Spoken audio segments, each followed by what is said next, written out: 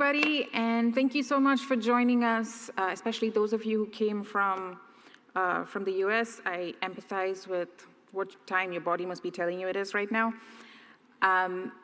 Our session today is really going to be testing the limits of a hybrid model.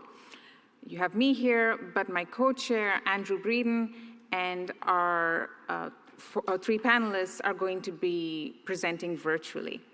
So I just wanted to start off by saying, if you have questions for the speakers, please use the app to put in your questions, unless you have a question for me specifically. But otherwise, I think we're good to go. I'm Vani Pariyadath from the National Institute on Drug Abuse, and we're going to start with a brief introduction to the session and then move to three talks. Okay, thank you. Good morning, everyone. My name is Andrew Breeden from the National Institute of Mental Health, and along with my co-chair, Vani Pariyadath from the National Institute on Drug Abuse, I'm very pleased to welcome you to our symposium that will focus on moving towards an understanding of causal mechanisms in human large-scale brain function. And before introducing our speakers, I first want to just very briefly highlight some overarching themes of the symposium. As the title implies, we hope to have a really robust discussion centered on a long-standing goal of human cognitive neuroscience, which is how to build solid theoretical and experimental frameworks for understanding distributed human brain mechanisms that regulate diverse behavioral functions in both health and disease.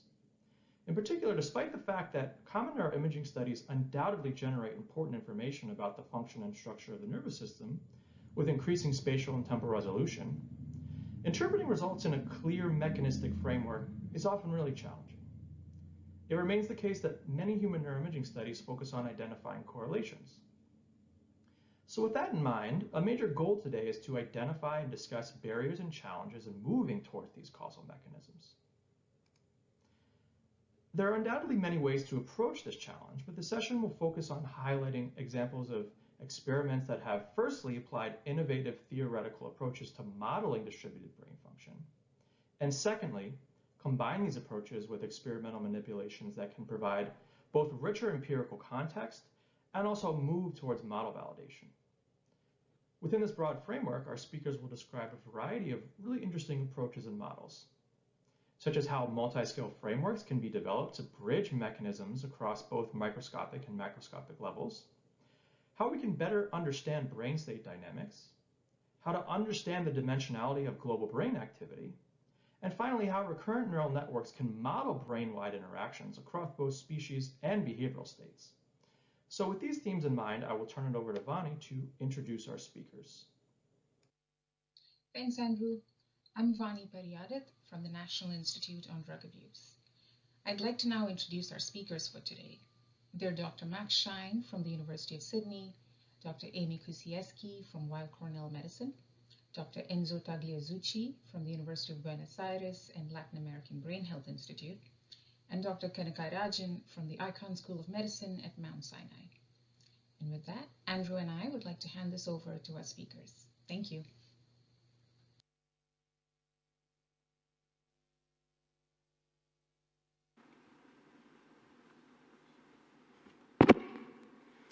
And before we start, I just wanted to mention the order we're going to be going in is going to be a little different from what you saw there.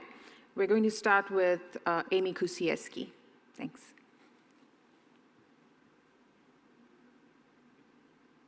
Good morning, everyone.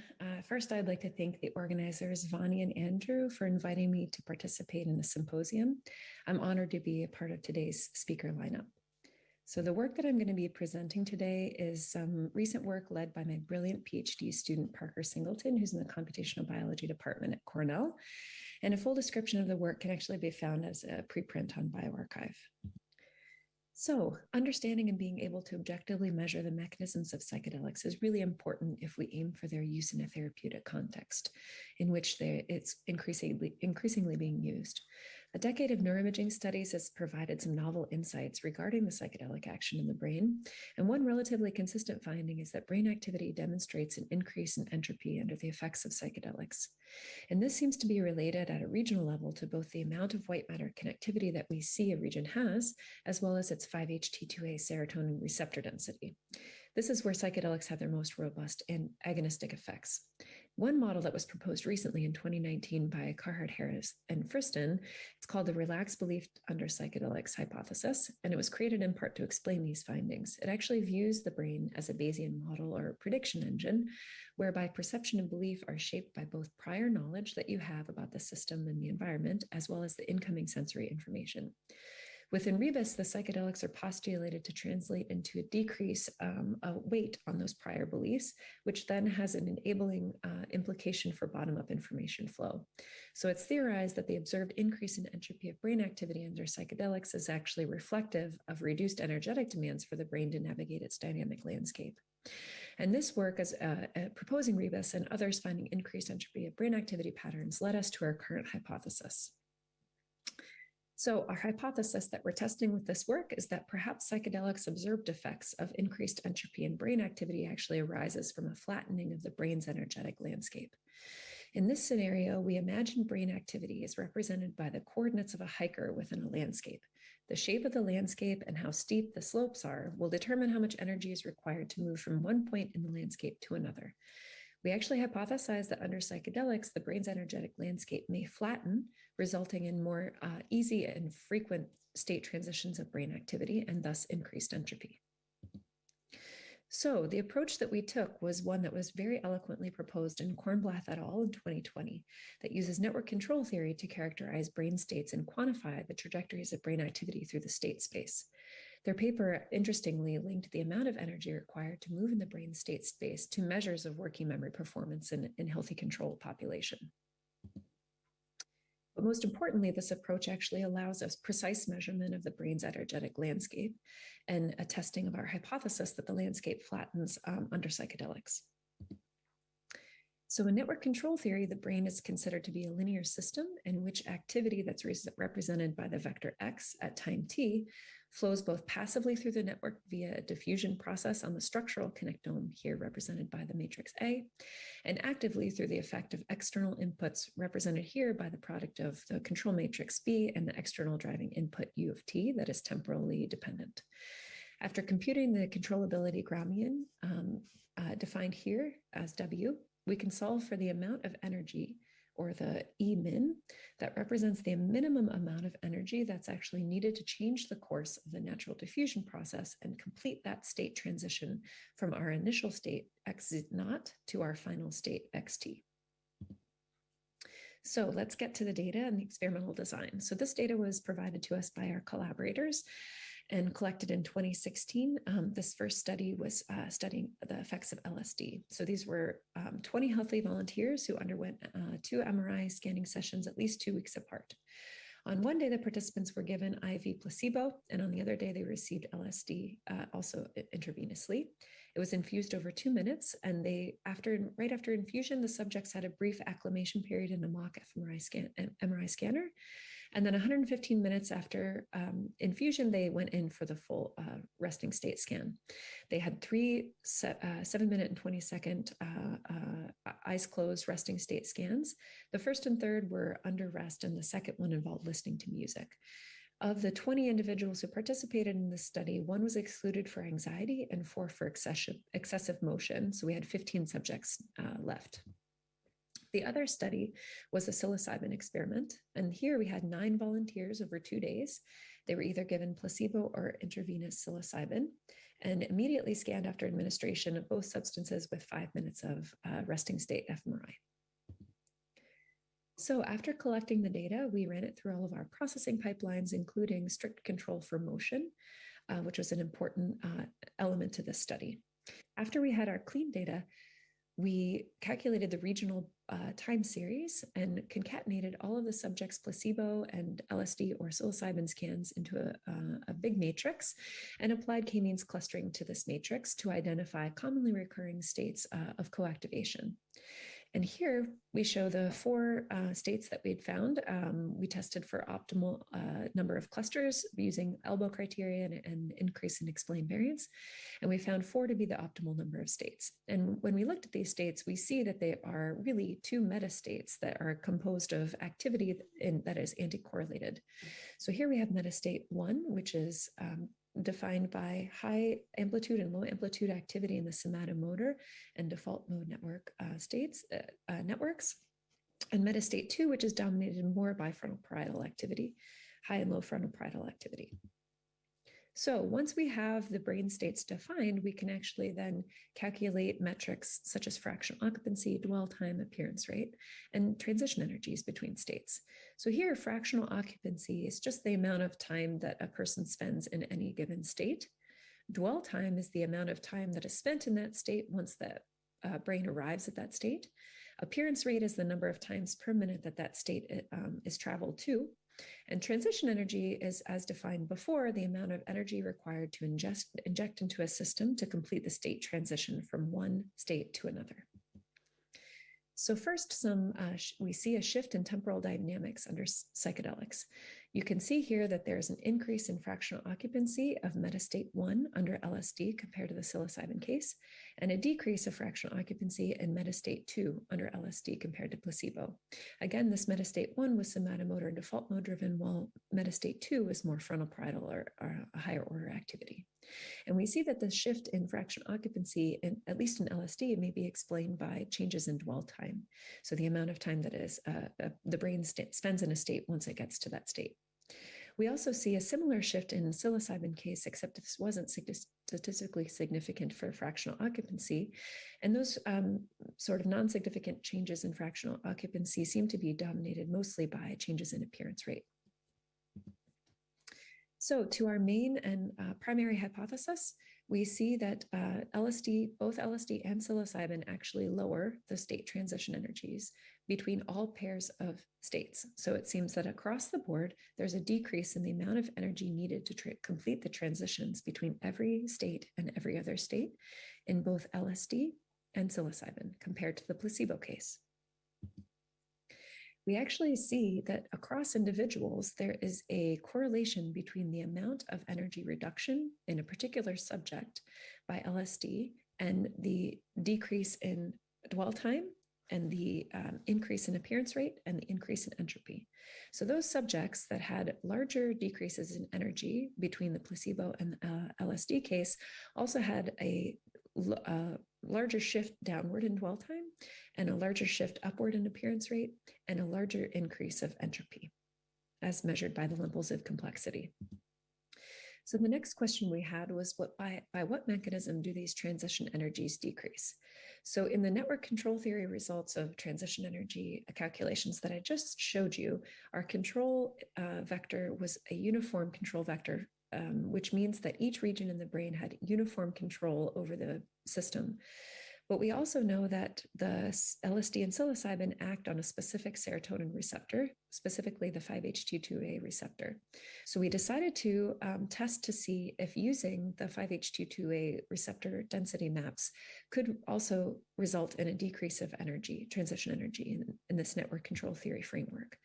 So again, here was the result using a uniform control vector input.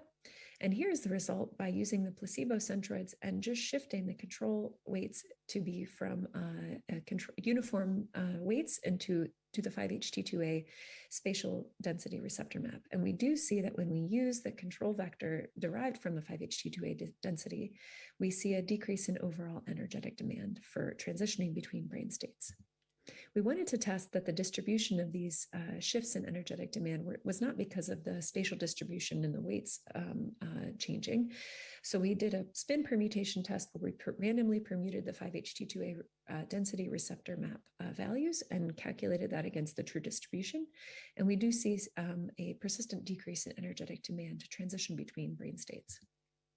We also wanted to compare other serotonin receptor maps to the 5-HT2A map in its ability to flatten the energetic landscape. And we do see that compared to 4 other serotonin receptor spatial distribution maps, that the 5-HT2A receptor map does provide an optimal flattening of the energetic landscape. So this multimodal study actually linked receptor density or PET imaging of serotonin receptor maps and anatomical connectivity to whole brain changes in brain activity dynamics at rest under the acute effects of psychedelics. The shift that we see in brain state occupancy, namely this increased occupancy in somatomotor and default mode network states and less occupancy in frontal parietal states, was consistent across the LSD and psilocybin studies. This work provides evidence for the hypothesis that there is a flattening of the brain's dynamic landscape and that this flattening could result in easier and more frequent state transitions and an increase in brain activity entropy. The spatial distribution of the 5-HT2A receptor that we know is impacted by LSD and psilocybin seems poised to allow for an optimal flattening of the brain's energetic landscape compared to other serotonin receptors. The approach that we used here of network control theory and PET imaging could be used in the future to quantify or predict the effects of receptor-specific pharmacological compounds to changes in shifts in whole brain activity and dynamics. Finally, I'd like to point out that about 75% of people list their psychedelic experiences as the top 5 most meaningful life experiences that they've had. However, there can be bad trips that are emotionally negative or harmful to the psyche, and seemingly only occurring in 4% of chronic users. Some people have reported hallucinogen-induced persistent perception disorder or flashbacks. So we need to be careful while using these powerful neuromodulators. Particularly, there has been an increased interest of commercial and academic and public interest in the use of these substances for treating psychiatric disorders such as depression, substance use, eating disorders, or PTSD. So I believe that a detailed understanding of the mechanism and the long-term impact on the brain is actually essential if we are to use these in a therapeutic context. So with that, I'd like to thank my collaborators and funding sources, and also mention that I would love to hear any questions that you may have, and you can email me here. Thanks.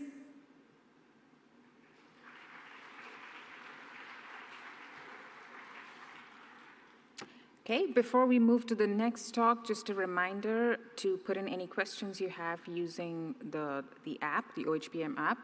Our next speaker is Enzo Tagliazucci.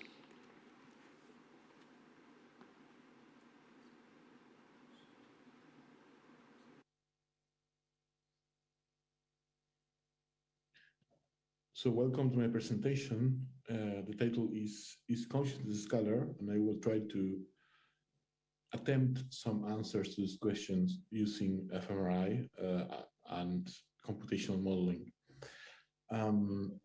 What you see here is what the Shermans call a weather station, and this is a device that highlights the fact that apparently you need 3 numbers to specify the weather. So you need temperature, humidity, and pressure.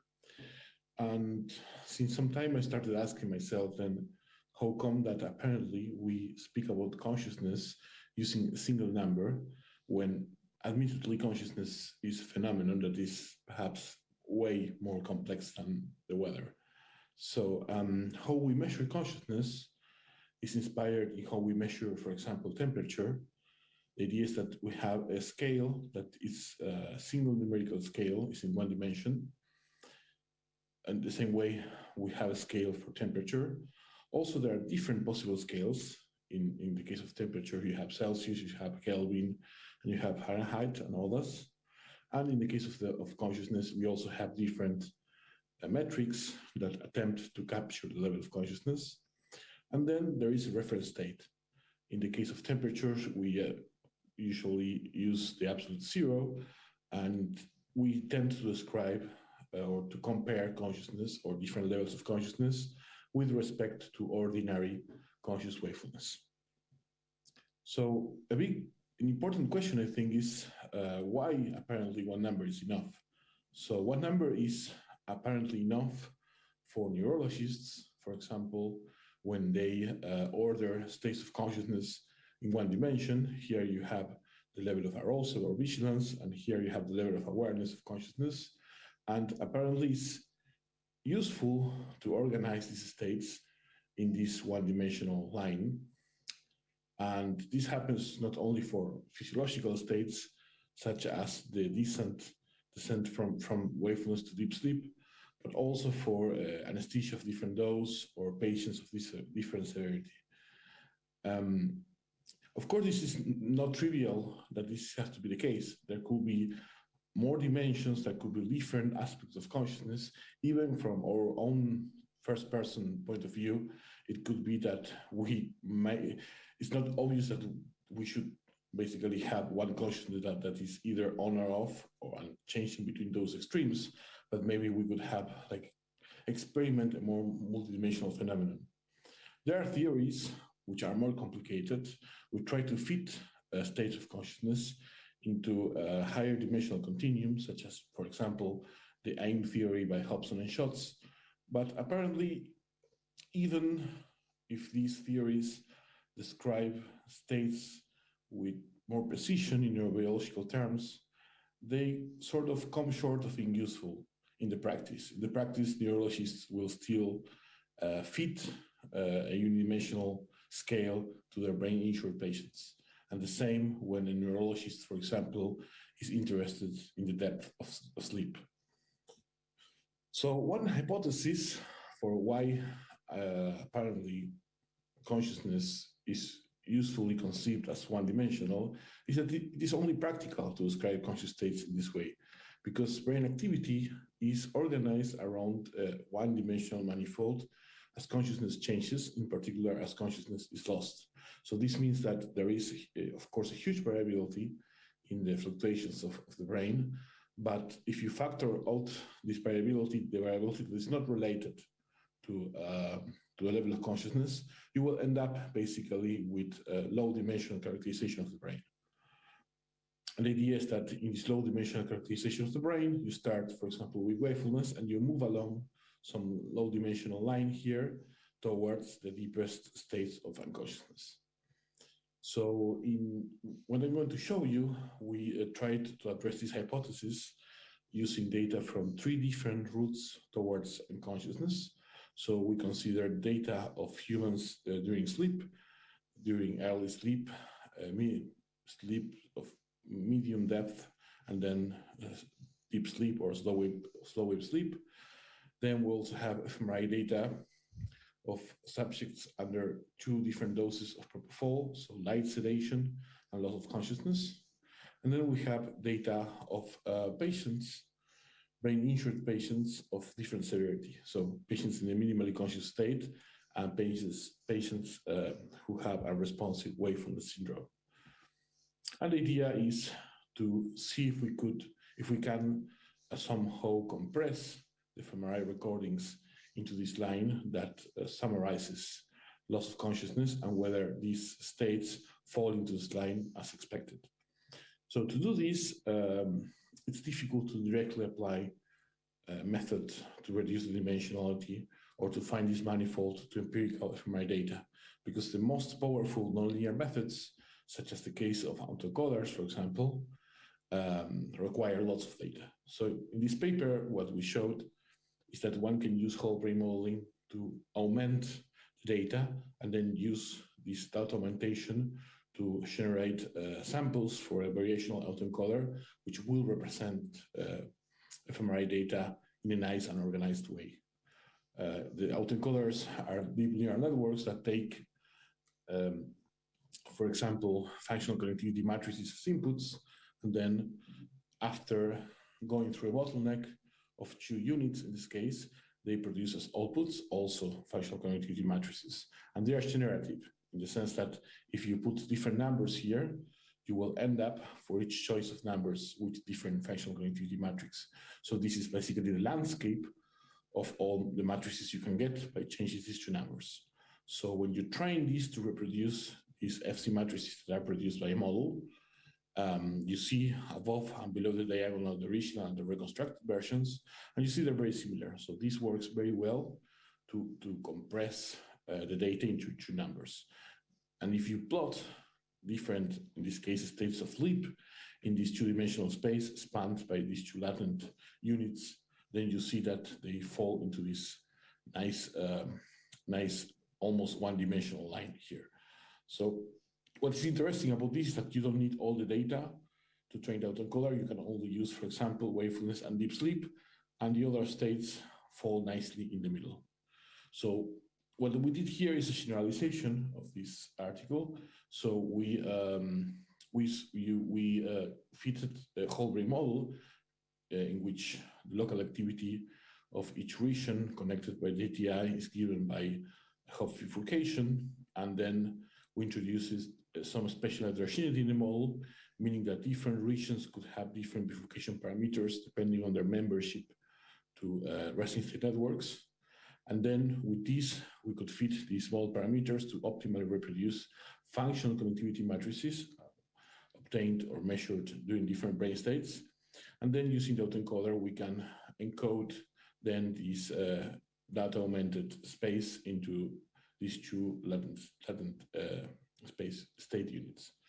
And then another thing we did is that we showed that we could use external stimulation. So we could apply external periodic stimulation at the resonant frequency of each node to see if we could bring these dynamics away to this from these lines, from this manifold. And basically what we did is we encoded the trajectory obtained after increasing the strength of the perturbation applied to the model. So these trajectories essentially what they show you is what would happen if we apply this form of stimulation to this state and we ramp up here the intensity.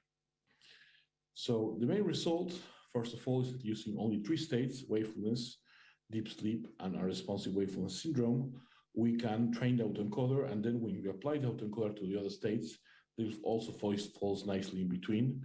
So wakefulness, early sleep, deeper sleep, and then slow wave sleep.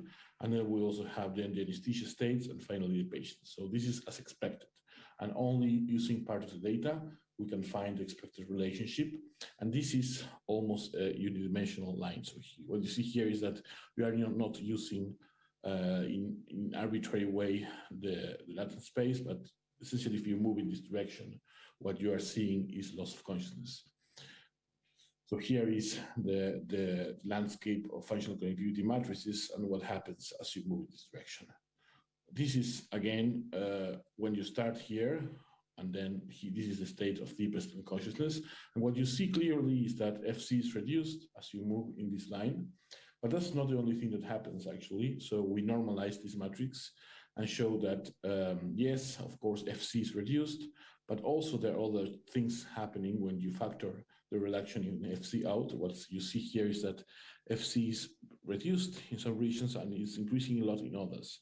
And in the end, you end up with a network that is highly modular. So it's there is not really crosstalk between the modules, or very little crosstalk. And then also that this network resembles a lot the structural connectivity matrix. So there is a collapse towards the structural connectivity, and networks become more modular and FC is reduced. So this is something that we can show because we have the latent space reproduction of the FC. So for each FC matrix, we can compute these metrics. We can compute, for example, the mean FC. So we start more or less here and we end up here. So obviously the mean FC is reduced when we go from wakefulness towards responsive wakefulness syndrome. And then we have the same for modularity. There is an increase. There are some glitches here, but in essence, the trend is towards increasing modularity and also towards increasing similarity between functional and structural connectivity. So the first interim conclusion is that even training a variational autoencoder with only 3 states, we can make all the others fall into a curving latent space. And moving along this curve basically is characterizing brain activity in the transitions from wakefulness or conscious wakefulness towards deep unconsciousness.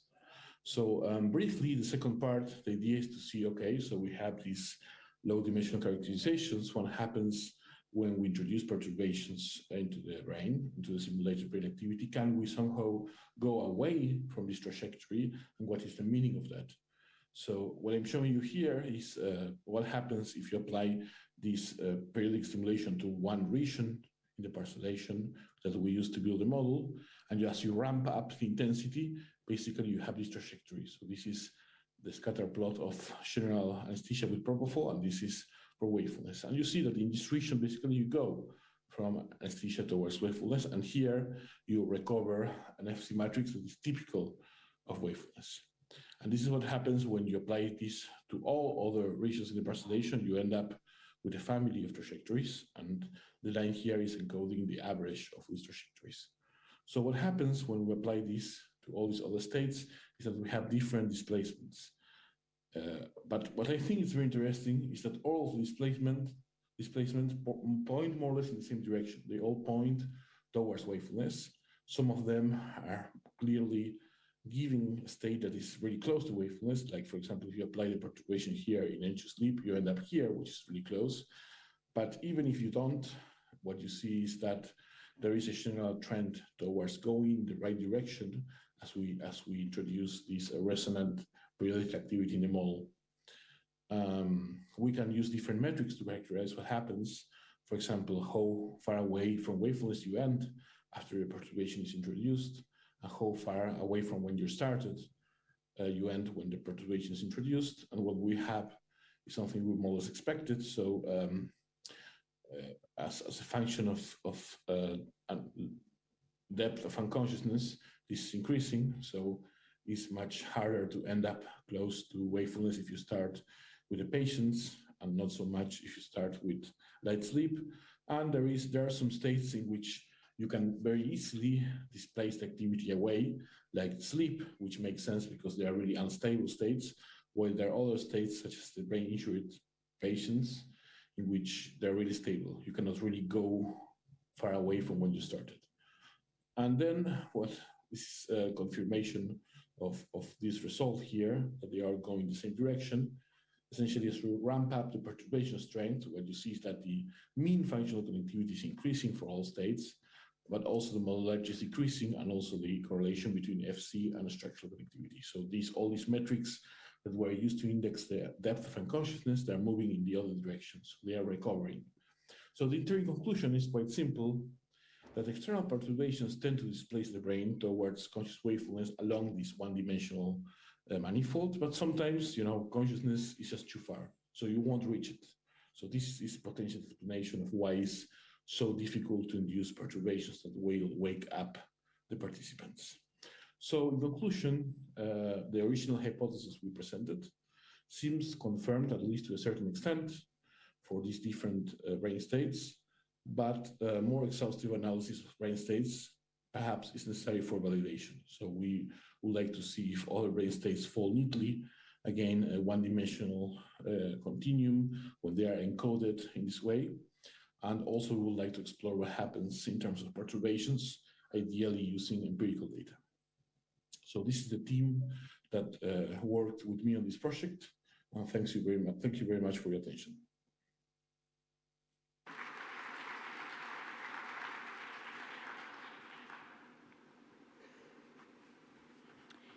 Our third speaker is Max Schein. Hey everyone, my name's Mac. I'm really sorry I can't be there in person, but today I'm going to walk you through some recent work that we've been doing in my lab at the University of Sydney. And in my lab, we're really interested in understanding how the different arms of the ascending arousal system that project out to the rest of the brain can shape and constrain the types of dynamics, the complex adaptive dynamics that arise in the rest of the brain. In particular, we're really interested in a little tiny area in the pons called the locus coeruleus. Now, this is the main noradrenergic projection to the rest of the brain, and it actually has these massive widespread projections that cover really the entire brain in these little axonal projections that release a neurochemical, noradrenaline or norepinephrine if you're in North America. And we're working under the assumption and testing the hypothesis that through these different projections and the release of noradrenaline, the locus coeruleus can affect complex adaptive brain network dynamics. Down at the microcircuit level, down in at the level of the individual synapse, the ascending arousal system and noradrenaline work a little differently than the typical way that you think about neurotransmitters. So in this cartoon here, the little green circles represent something like glutamate, and you can imagine an action potential coming down on this presynaptic terminal, causing the little vesicle of glutamate to fuse with the synapse. It's going to release glutamate across the synaptic cleft. It's going to hit different glutamate receptors like AMPA receptors or NMDA receptors that are then going to cause an action potential to propagate in the postsynaptic potential. In contrast to this mechanism, neuromodulators actually work a little bit more like a hormone in that they are released from the site. They contact a different type of receptor we call a G protein coupled receptor, these little curly green and red receptor cartoons. And through conformational change and internal second messenger cascades, they actually release chemicals like calcium from inside stored vesicles in the endoplasmic reticulum, and also change the expression and the activation of different voltage-gated ion channels. The ultimate impact of this conformational change within cells isn't necessarily to pass an individual spike on in the sequence the way we typically think about a message being passed. Instead, it changes what we call the neuronal gain. And so in cartoon form, what we're thinking about here is how much bang you get for your buck. If an individual input comes into a cell, we'd like to know what's the likelihood that that input will actually get translated into an output. So if there's an input current, what's the firing rate Q that's going to come out the other side? Well, the idea is that neuromodulators like noradrenaline and acetylcholine, serotonin, dopamine, etc., can alter the likelihood that that spike gets converted into an output, or the receptivity or the excitability of the cell. And we represent that with these typical gain curves, which essentially tell you, like I said, how much bang you get for your buck. Now, the typical analogy that we would use in this case, and it's been really quite useful over the years, is to think of the ascending arousal system as affecting something like the volume knob on its target regions. So you can imagine that if the volume knob on an old school radio was turned all the way down, you wouldn't really notice any inputs at all. It doesn't matter what is coming into the cell, it's not going to get translated into an output. In contrast, if I turn the volume all the way up, that's going to be a little bit like when someone turns a microphone up too loud on a stage. All of a sudden you start hearing all this feedback and you get this really awful kind of pooling of all the noise getting propagated through the system. Whereas right in the middle of those two is some kind of a sweet spot. And so people would use this to kind of argue for this nice inverted U-shaped curve you would typically see with studies of neuromodulation. But there are some problems with this analogy that kind of limit our ability to really communicate what we think is the sort of real beauty and elegance of the ascending arousal system. And so a couple of years ago, a really brilliant grad student in my lab, Gabriel Weinstein, came to me with a really lovely update to this analogy, which is to think of the locus coeruleus as something like the bow to the brain's violin. So you could imagine that if you've got a particular, so this is a picture of Gabriel here. So you can imagine that now if we think of the cortex as sort of controlling what we would call the sort of neural melody, the particular sequence of activity patterns that we're going to play out to, let's say, identify an object or a face, or to have a conversation, or to drive your car. You can imagine now the locus coeruleus is going to change the way in which that particular grouping or that particular sequence is expressed. The same way that a bow helps to extract a note from a violin. It doesn't actually change which note you'll play, it actually just tells you whether or not that note will be expressed for you to hear. So you can imagine during sleep, when the locus coeruleus, slow wave sleep, when the locus coeruleus is relatively quiet, what you're going to have is essentially no melody being played whatsoever. So you could have up and down states in the cortex, but they're not expressed at the behavioral level. As we transition into quiet wakefulness, now we have an increase in the relative firing rate of the locus coeruleus, which is now going to imbue certain parts of the rest of the brain, let's say certain sub-networks within the cerebral cortex. It's going to imbue them with that increase in volume so that you can hear the melody being played. Now, if you wanted to become more active in waking, you wanted to do something more complex, maybe now you need the locus coeruleus and more of the locus coeruleus to become active, to now bring on these different melodies across the different networks of the brain.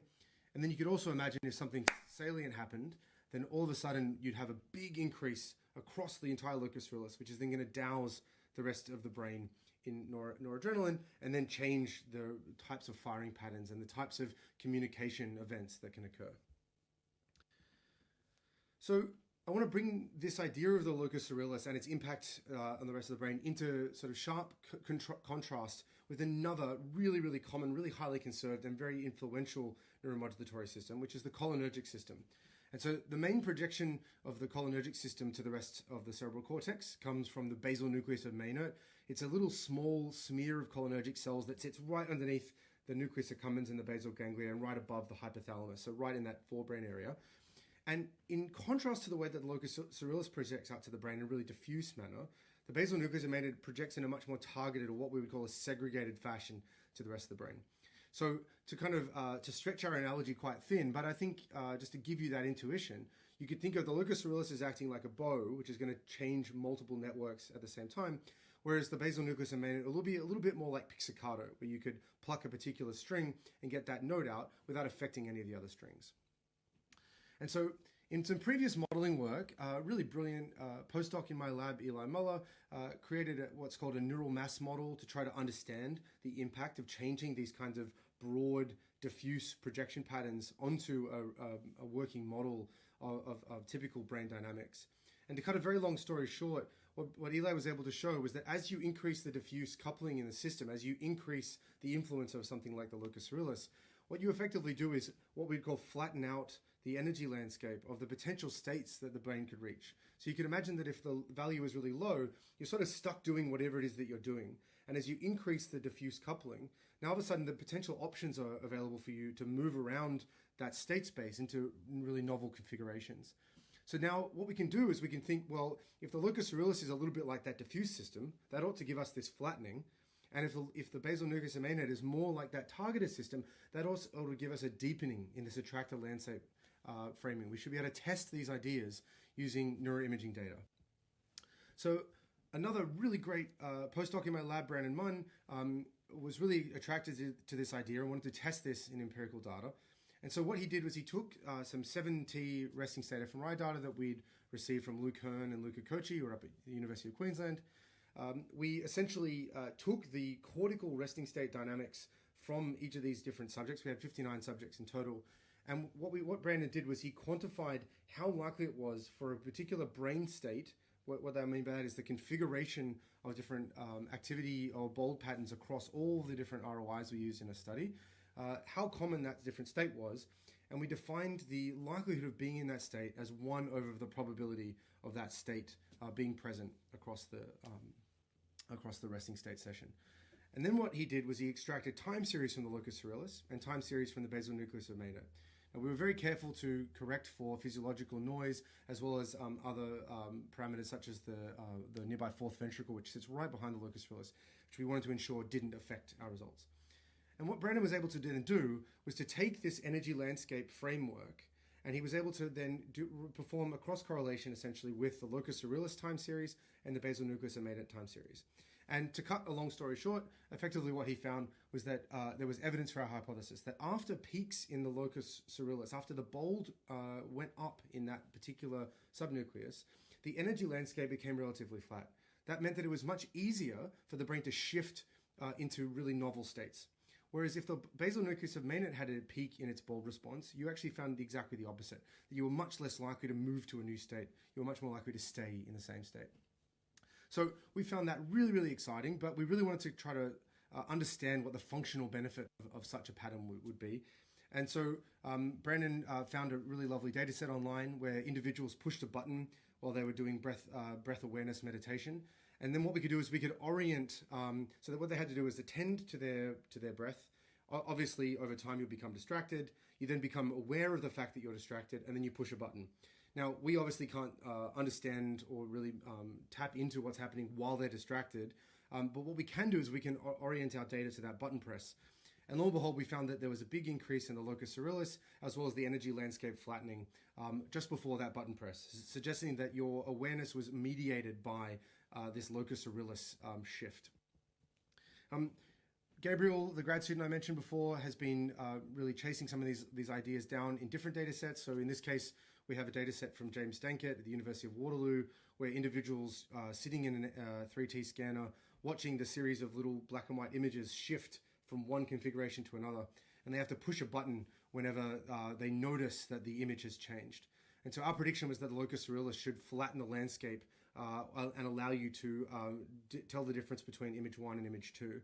And so we were able to measure pupil diameter around that change point, and we saw a really big increase in pupil diameter right around that change point, which is consistent with the notion of the locus coeruleus being involved.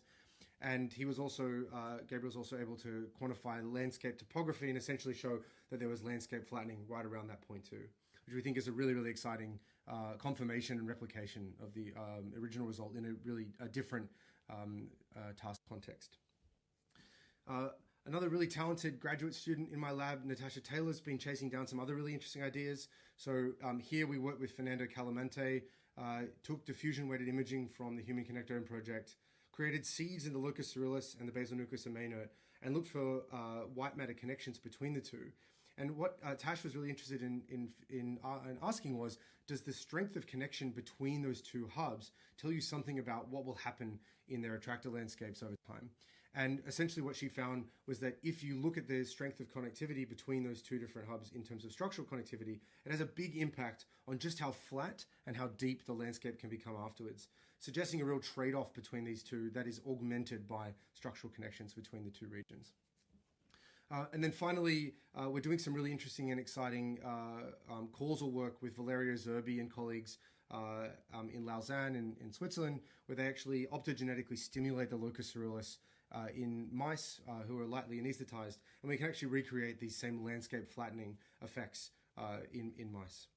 So we're really excited by this new perspective. We believe that thinking about the locus coeruleus in a much more nuanced way can give rise to a really beautiful set of hypotheses, both about normal function, but also about how different diseases like dementia, ADHD, anxiety, just to name a few, could be related to pathology in particular ways in this subsystem.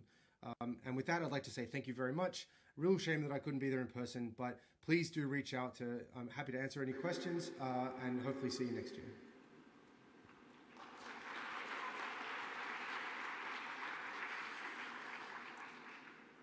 Thank you. And our final speaker for today is Kanaka Rajan. Hi, thank you to the Organization for Human Brain Mapping for this very kind invitation and the organizers of this symposium.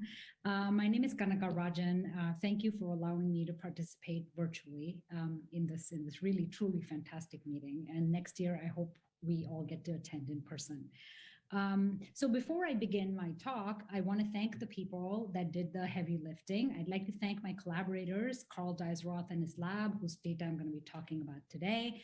The paper I'll be presenting also has data from Uli Rutishauser and Yuri Minta, among others, whom you might have seen as regulars at the OHBM meetings. My postdoc, Matt Perrick, is the one who did the modeling that I'm going to be presenting today. He's off to start his own lab at the University of Montreal pretty soon. I'd also like to thank my funding sources for their faith in our ideas. So in life, when we decide amongst actions that we want to perform, they involve evaluating whether these actions are going to be fruitful or whether they're going to be worth the effort or not.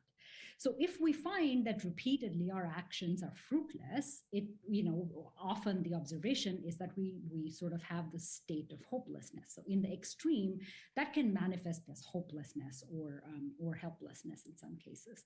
And this is considered a phenotype, and we wish to understand the mechanisms underlying this kind of evaluation of actions, particularly their perception as being fruitless in the face of persistent and inescapable stress. So hopelessness is seen in many experimental settings involving persistent stress, and I've shown you a few in the schematic here. There's models, systems that are based on this particular phenotype. So one of the questions that I'm interested in as a theorist is, are there circuit mechanisms that are conserved when you go from a small nervous system, such as a larval zebrafish, where you can sample every neuron in the awake behaving animal, to mice and rats, and then eventually humans, where our sampling gets progressively reduced, but the complexity of the behaviors that are impacted increases dramatically as well. So our approach is to build computational models to get at this question, specifically neural network models, for various reasons that will become apparent. I build these neural network models constrained directly by experimental data, and I analyze them using new methods as well as similar methods to those as used in experimental data, as you've seen in many beautiful talks in this meeting already. And then my goal is to infer circuit mechanisms that are inaccessible from measurements alone. And I'll give you a perfect example of what those things mean. So I've written a few papers on the subject with my lab, and I would encourage our younger colleagues to take a look, and please get in touch if there's any questions afterwards. We're always looking for collaborators. So the larval zebrafish system provides a convenience in that, I mean, I understand it's a little atypical for the human brain mapping organization, but the larval zebrafish provides a level of access that is unparalleled in experimental neuroscience. You're able to image every single neuron in the awake behaving animal over a long period of time. So here's a simplified schematic of an experiment in which larval zebrafish are given a behavioral stress or a challenge paradigm.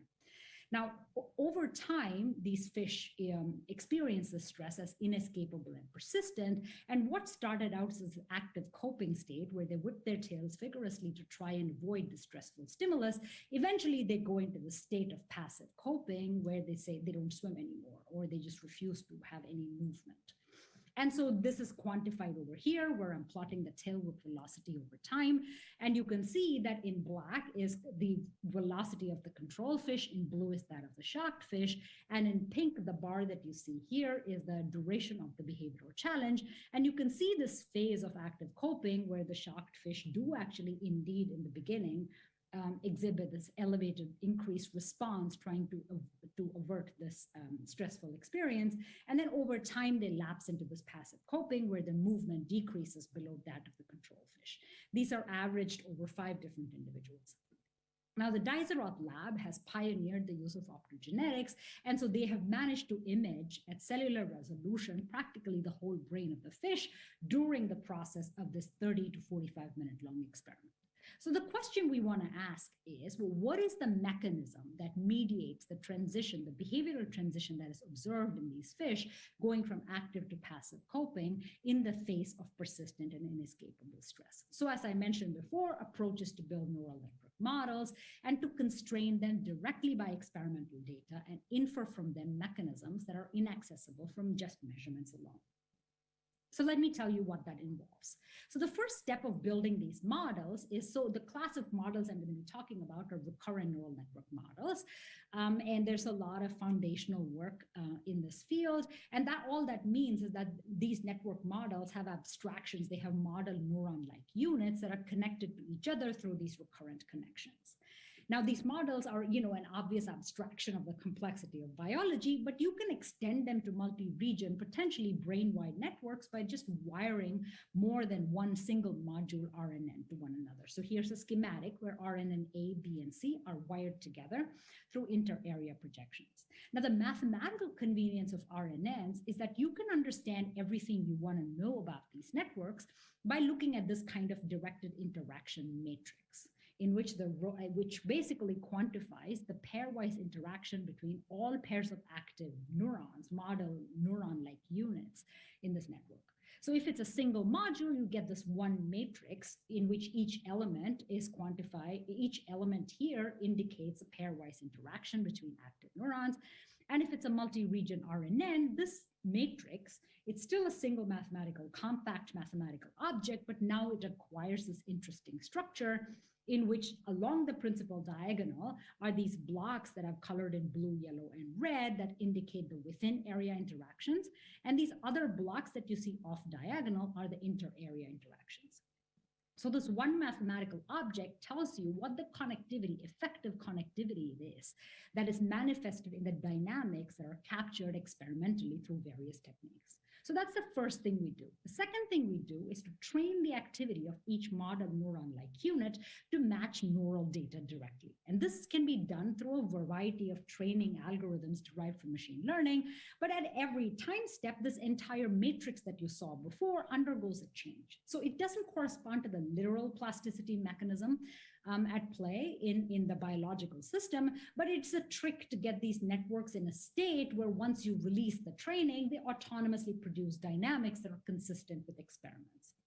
So once you do this, you get activity that is similar to the neural dynamics directly. So what do you get from these, right? You get dynamics that look a lot like experimental recordings.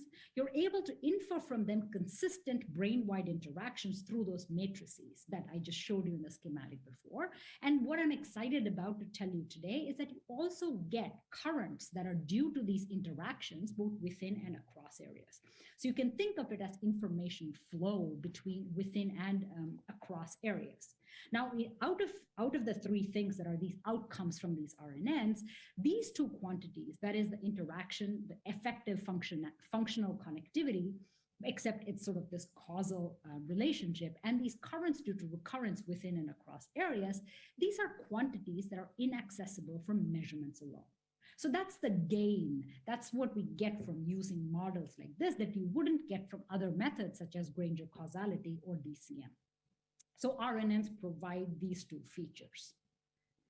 So let me show you what happens in a model like this. So, here's a multi-region RNN A, B, and C, which correspond to region A, B, and C. And those give you these directed interaction matrices in which the connectivity within A, B, and C are indicated in these squares along the diagonal.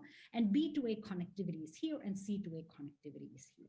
What we're saying is that once you get activations that are similar to data or activity produced by the model, you can take a product of that with the elements of this matrix directly, and what you end up getting is currents due to recurrent interaction. So it's a simple mathematical operation that gives you this.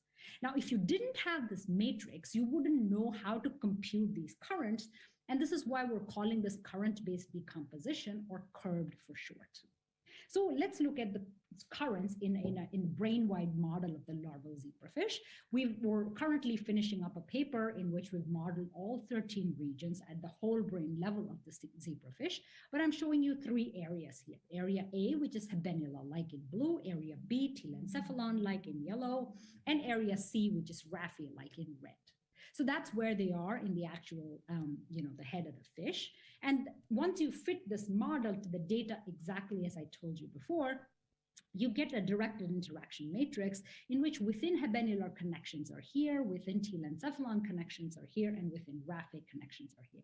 But if you want to look at activity in the raphe and figure out how much of its activity in the raphe that you collect experimentally comes from interactions within the raphe, and how much of this are inherited from raphe's interactions with regions like the telencephalon or the habenula, for example, then all you have to do is look at the corresponding submatrix in this directed interaction matrix.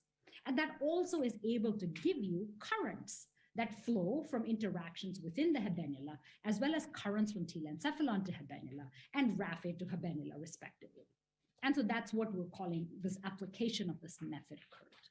So in other words, when you record activity experimentally in a region like habenula, you can fit that activity with this model, and using this matrix, you can decompose that activity into within habenula currents and two other currents that are reflected in the habenula, except through indirect interactions of the area with other areas in the brain of the fish. So in other words, if you look at the currents due to recurrent inputs into the habenula, the same single output can be decomposed into three different matrices. So this is what the decomposed source currents look like. So in this example, there's 2200 habenular neurons as a function of time. I'd like to draw your attention to how slow the time scale is and what a long experiment this is. So essentially, by doing this exercise of current-based decomposition, you get three current matrices. This 2200 by time, habenula to habenula current, raphe to habenula current indicated by this red line, and telencephalon to habenula current indicated in yellow. So you get a within habenula current and two inter-area currents, which are not directly reflected in the outputs you record in the habenula. The sum of these three still give you the outputs you recorded. So all we've done is a very simple linear decomposition based on the matrix that you extract. So just like you would do state space analysis or dimensionality reduction with outputs, you can now do the same kind of state space analysis now in the current space. And if you take the output and you project it into the state space, first of all, you get these three axes by doing the state space analysis, right? The habenula to habenula current, raphe to habenula current, and telencephalon to habenula current in yellow. All we've done here is plot the largest eigenvector by doing PCA on each of these. They come out orthogonal because they're looking at different submatrices within the matrix anyway, but you can orthogonalize them explicitly if you like. Now, if you plot this activity back into this coordinate axis, what we've done is take the recorded activity and plotted it into this coordinate axis. And on top are the time periods at which the behavioral challenge was inflicted on the fish. And you can see that rather than the habenular activation dominating it, which is what we originally expected from literature that is, everywhere from major depression in humans all the way down to experiments in rodents, our intuition was guided by looking for current injections or current ramps in the habenula. But in fact, what we found is that early part of the challenge is dominated by rotations in the raphe to habenula current. And it's only later on, like in the late part of the experiment, as it indicated by the cold colors, that habenula to habenula subspace and the telencephalon to habenula subspace get populated. So this kind of view, I was raised to believe never to trust a 3D plot. So I want to show you what these look like as a function of time. So on top, and also I want to also point you to how consistent these outputs are, right? These model inferences. And this is a key step in the field. So computational neuroscience often suffers from problems in consistent inference of quantities.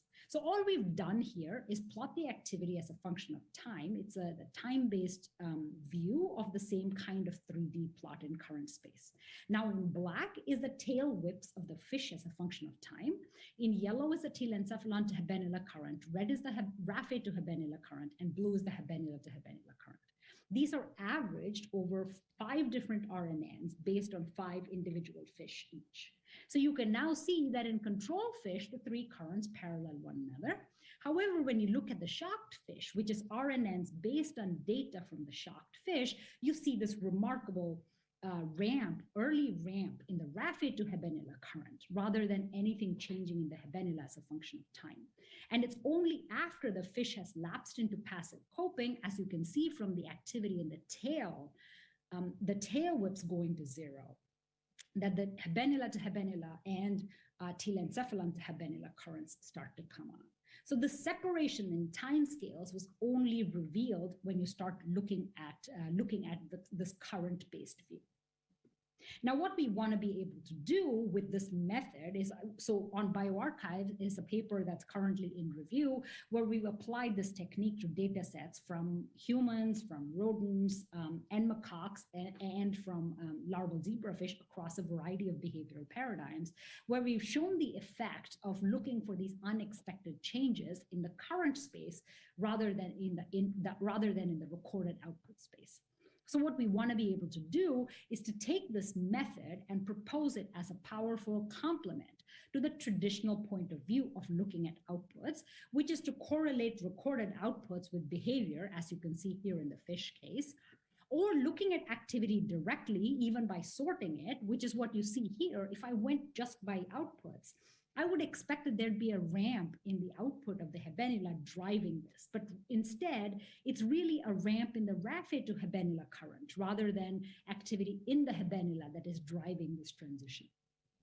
Or looking at average population activity as a function of time. Again, you're tempted to make this ramp in the habenular activity as opposed to looking for the sources or the inputs that are driving this ramp, which actually originate from a region away from the habenula, in fact, downstream from it.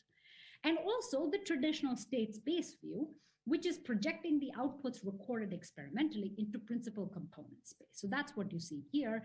Yes, you get a smooth squiggle in state space. However, there's not this clear separation in timescales that you see in the current-based view, and it's very hard to interpret these axes. But in the state space view spanned by the currents, the axes have labels and units that come in the units of the inputs that are driving the recorded outputs.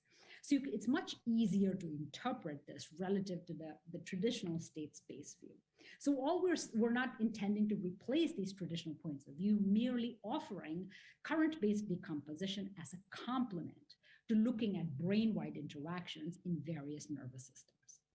So what have I told you in this short talk today? When we look for brain-wide mechanisms mediating active to passive coping transition in the zebrafish, our results shows in 2019, we had a Cell paper in which we showed this ramp in habenular activity, which is in the recorded output space. And we proposed that there might be feedback interactions from RAFE into the habenula that might be driving some of this. But at that point, we didn't have as much evidence of this as from this development of this current-based decomposition method. Today, I've shown you that there's differential roles of RAFE and telencephalon projections into the habenula, some driven by fast changes to the current manifold, and some could be driven by slower, more structural changes brain-wide. So now in the paper that we're about to put on bioRxiv, we're looking at this brain-wide interactions, that is this 13-way interaction of each of these areas, both within and across brain regions in this sort of causal way, rather than just correlative way. So with that, I would like to thank you for this very kind invitation, particularly for letting me participate virtually in this rather tricky time for international travel. I would also like to commend OHBM for its mask policy. People with vulnerable people to care for really appreciate the gesture. I'd like to thank Matt Perrick, who's off to start his own lab at the University of Montreal, and he, like me, will also be recruiting people for his lab to work on computational and experimental directions. So I will encourage you to reach out to either one of us or both of us if you're interested. And I'd like to thank my funding sources one more time. Thank you so much for the opportunity again.